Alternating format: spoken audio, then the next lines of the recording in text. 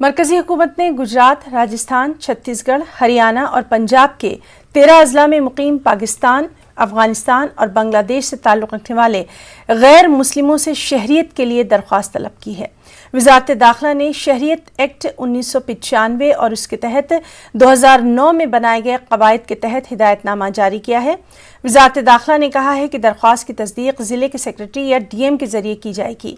इसके लिए online portal होंगे। इसके अलावा डीएम या रियासत के चीफ सेक्रेटरी एक ऑनलाइन रजिस्टर तैयार करेंगे जिसमें हिंदुस्तान के शहरी के तौर पर बाहर से आए लोगों के रजिस्ट्रेशन के बारे में जानकारी होगी। इससे पहले 2018 में वज़ारत दाखिला ने 7 रियासतों के 16 अजला के कलेक्टर को ऐसा ही हुक्म जारी किया था।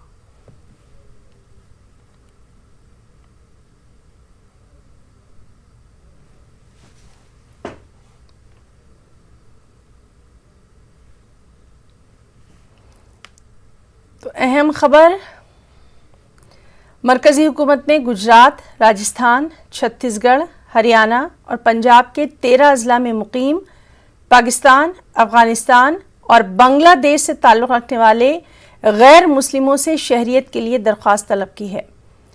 वज़ारत दाखिला ने शहरियत एक्ट 1995 और इसके तहत 2009 में बनाए गए कवायद के तहत हिदायतनामा जारी किया है। सीधे रुख करेंगे दिल्ली का। हमारे साथ मौजूद हैं हमारे साथी शैलेंद्र वांगू। शैलेंद्र, बेहद अहम खबर है ये और आपसे तफसीलात चाहेंगे। वज़ारत दाखिला ने जिस तरह से शहरियत एक्ट के तहत दरख्वास्त तलब की है।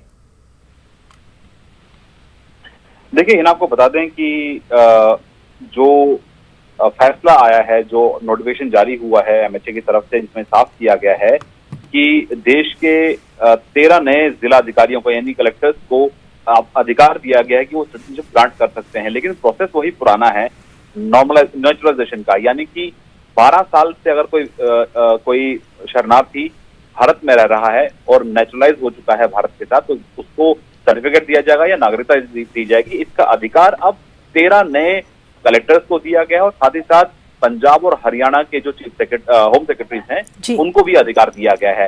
प्रोसेस वही पुराना है, इसमें कोई बदलाव नहीं है। हालांकि इसका CAA जो कानून पारित किया गया था पिछले साल, उस कानून के साथ इसका कोई लेना देना नहीं है। ये पुराना जो सिटीजनशिप एक्ट है उसके तहत ही दिए जाएंगे और जो CAA के जो रूल्स हैं वो अब तक फ्रेम नहीं किए गए हैं गृह मंत्रालय की तरफ से।